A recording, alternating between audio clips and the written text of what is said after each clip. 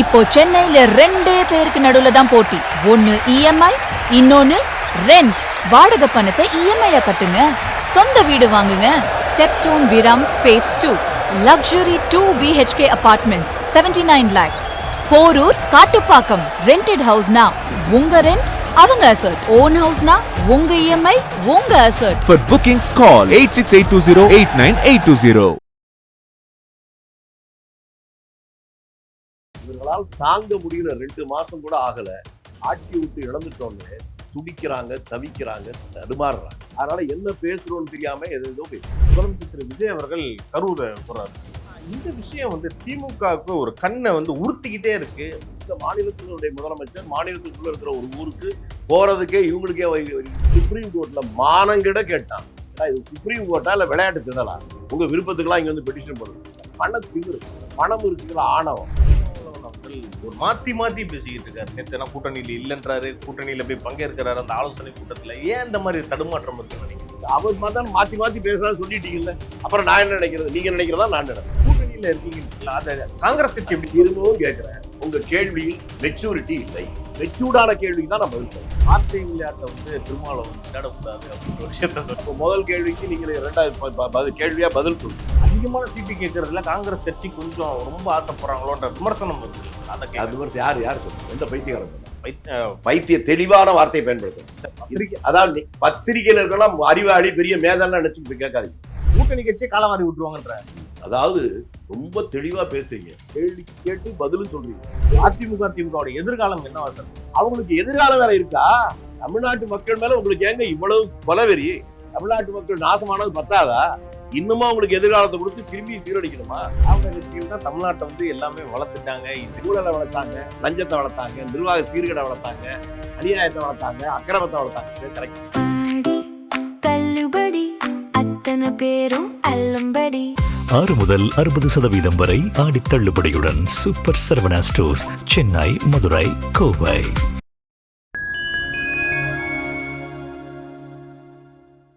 Fine time நேயர்களுக்கு வணக்கம். இன்று நம்மோடு இணைந்திருப்பவர் காங்கிரஸ் கட்சியை சேர்ந்த திரு திருச்சி வேலுசாமி அவர்கள். சார் வணக்கம். வணக்கம் சார், எப்படி சார் இருக்கீங்க? நல்லா இருக்கேன். சிறப்பு சார். சார், முதலமைச்சர் திரு விஜய் அவர்கள் கரூரை போறாரு சார். அங்க பாதிக்கப்பட்ட குடும்பங்களை இந்த வாட்டி முதலமைச்சரா சந்திக்க போறாரு. ஆனா இந்த விஷயம் திமுகவுக்கு ஒரு கண்ணை உறுத்திக்கிட்டே இருக்கு, குழம்பிக்கிட்டே இருக்காங்க. அவங்க சுத்தமா விரும்பவும் இல்லை. அது ஏன் சார்? என்னதான் நடக்குது? ஏன் இந்த மாதிரி விஷயம்? திமுக கூட நான் இருக்கிறத நாட்டுல பல பேர் விரும்பல, அதனால நாட்டை விட்டு ஓடிடுவாங்க. பொறாமை தன் இதயத்தை தவிர எதையும் புசிப்பதில்லை அப்படின்னு ஒரு பழமொழி உண்டு. அது இவர்களுக்கு 100%. இவர்களால் தாங்க முடியல. 2 மாசம் கூட ஆகல, ஆட்சி விட்டு இழந்துட்டோன்னு துடிக்கிறாங்க, தவிக்கிறாங்க, தடுமாறுறாங்க. அதனால வர்ற ஆத்திரக்காரனுக்கு புத்தி மட்டும் ஒரு பழமொழி தெரியுமா? அதனால என்ன பேசுறோம்னு தெரியாம எதோ பேசு. அதுல ஒண்ணுதான்.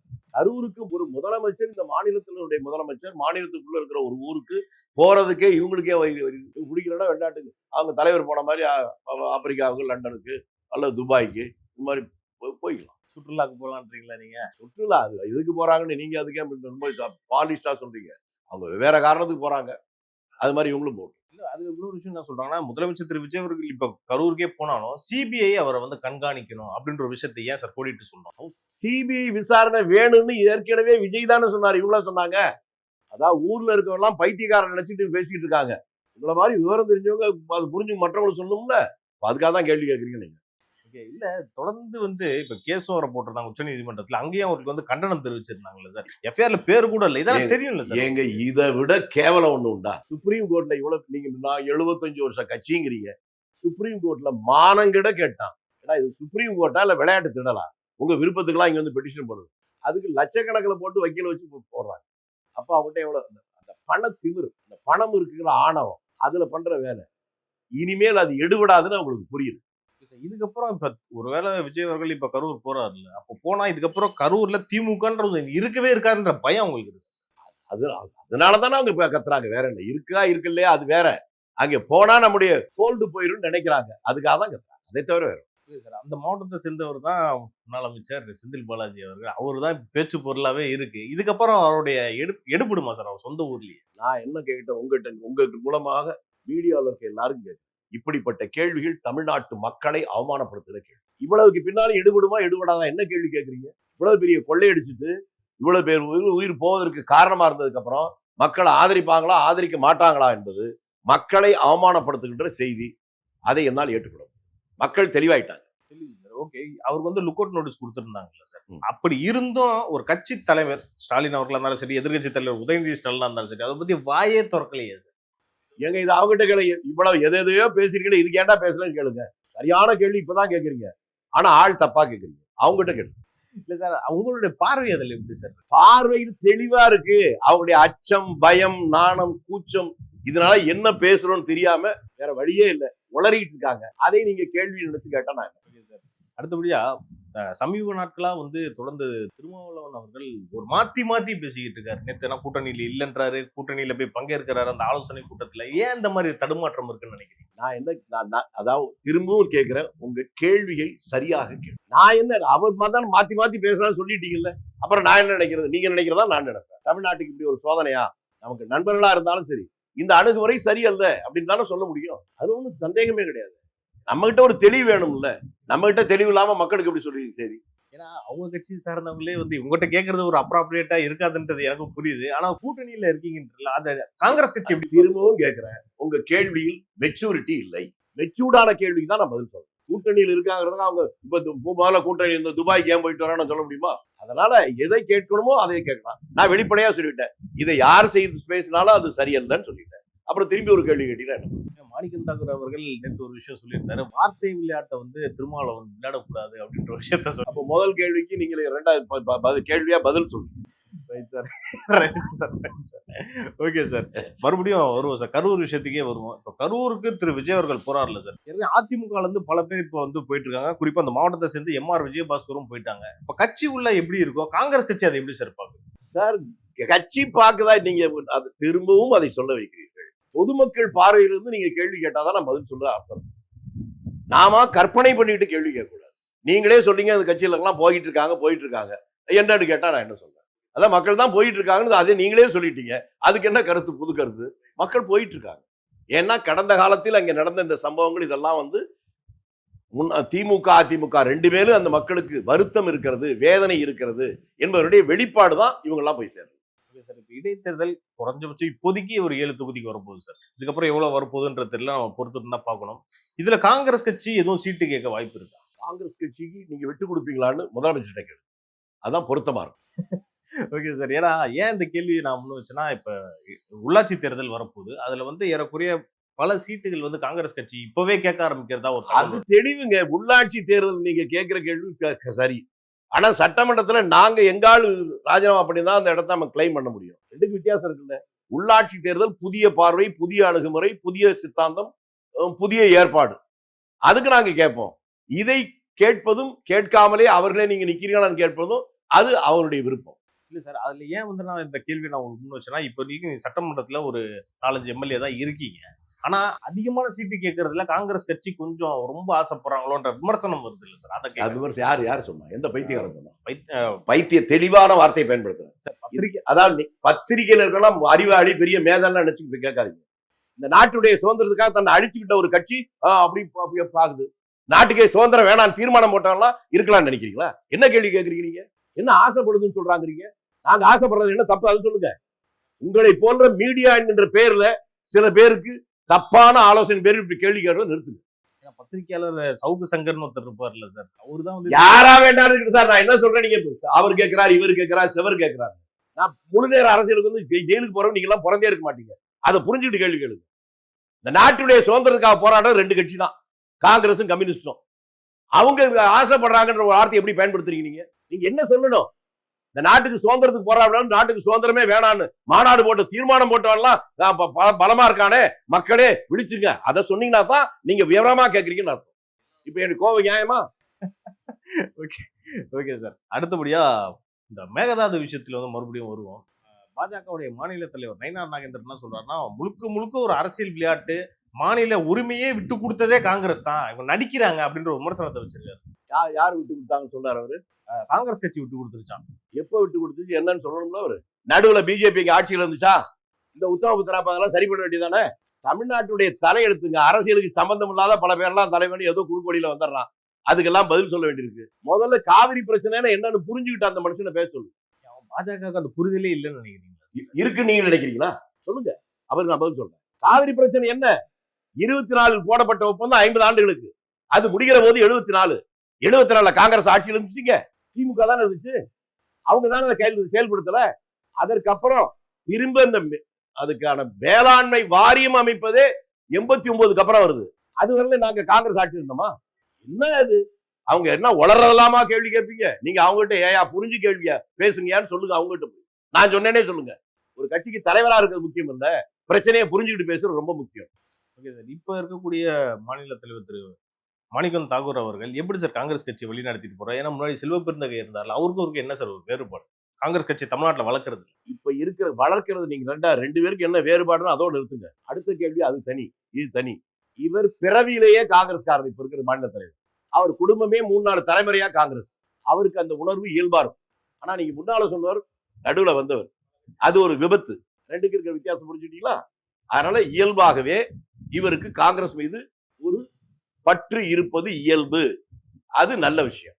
இன்னமும் பல பேர் வந்து காங்கிரஸ் கட்சியில இருக்கிறவங்களே ஒரு திமுக கூட சார்பாவே இருக்காங்க, தாவேக கூட ஒட்ட மாட்டான்ற விமர்சனமும் வருது இல்லை சார்? அதுல எப்படி என்ன கேட்கிறேன்னா, நீங்க பொதுவா இப்படி கேட்பது என்பது ஏன்ட்டு இல்லை, யார்கிட்ட இந்த கேட்காது.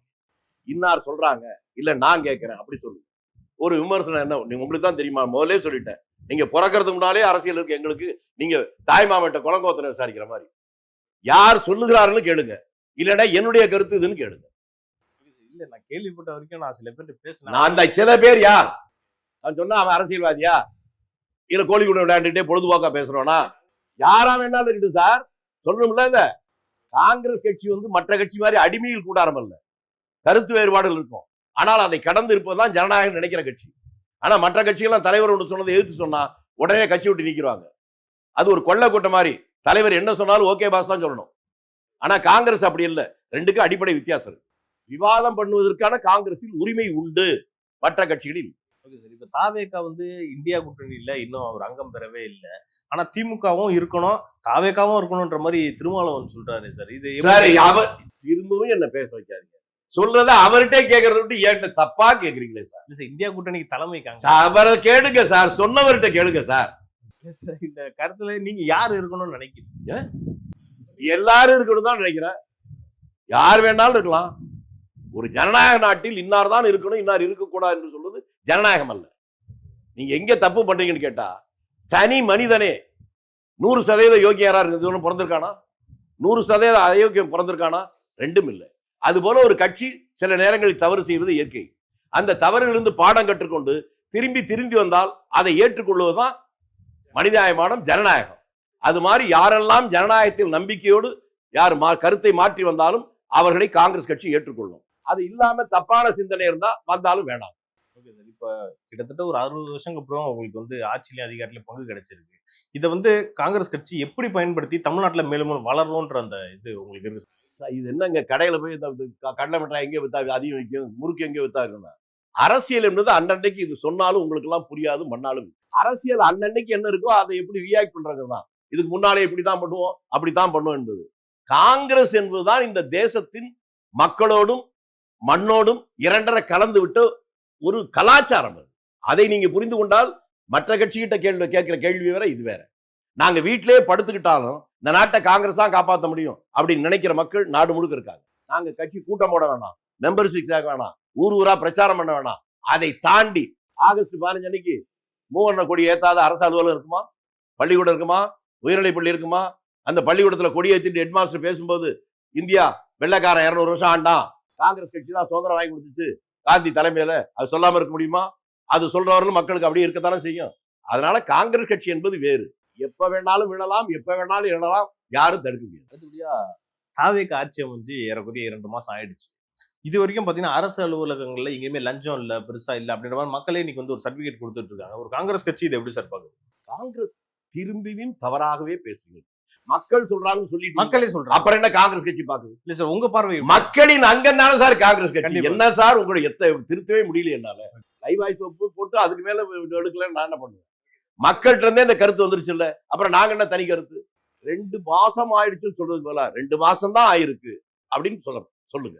அதான் 2 மாசம் ஆயிடுச்சு சார். 2 மாசம் தான் ஆயிருக்கு, அதுக்குள்ள மக்கள்கிட்ட இந்த கருத்து இருக்கு அப்படின்னா கரெக்ட். ஏன்னா ஒரு காங்கிரஸ் கட்சி அங்கம் பெற்ற இந்த அரசுல வந்து இப்பேற்பட்ட மாற்றம் வருதுன்னா ஒரு பெருமையான விஷயமா இருக்கும்ல சார் உங்களுக்கு கண்டிப்பா. அது வேற, நான் சொல்றது வேற. நீங்க கேள்வி கேட்கிற பாணி இது அல்லன்னு சொல்றேன். மக்களே சொல்லிட்டதுக்கு அப்புறம் கேள்வி எதுக்குன்னு கேட்கிறேன். இதுக்காக தான் நாங்க ஆசைப்பட்டோம். அது இதுவரை நடக்க ஆரம்பிச்சிருக்கு. இது பலமடைய வேண்டும், இதுல இருந்து தொய்வு வரக்கூடாது. அதுதான் எங்களுடைய வேண்டுதல்.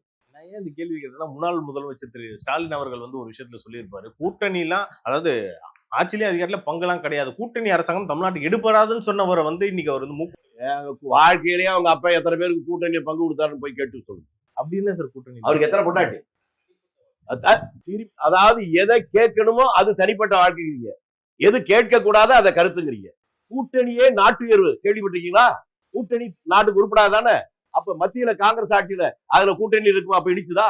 வாஜ்பாய் ஆட்சியில கூட்டணி அப்ப இடிச்சுதா? அதை அவர்கிட்ட கேட்டு அப்புறம் வந்து என்ன சார் சமீபத்துல ஒரு சர்ச்சையா இருந்துச்சு சார். அமைச்சர் கீர்த்தனா அவர்கள், இளம் அமைச்சர், ஒரு பள்ளிக்கூடத்துல போயிட்டு ஆய்வு பண்ணாங்க. அந்த விஷயம் வந்து அவங்க கேட்ட கேள்வி வந்து இன்னைக்கு சமூக வலைதளத்துல அவங்களுக்கு ஒரு விமர்சனத்தை ஏற்படுத்திருக்கு. இதுல உங்களுக்கு எதுவும் உடன்பாடு? சார், இது என்னன்னு கேட்டா, தமிழ்நாட்டுல தான் இந்த சாபக்கேடுங்க.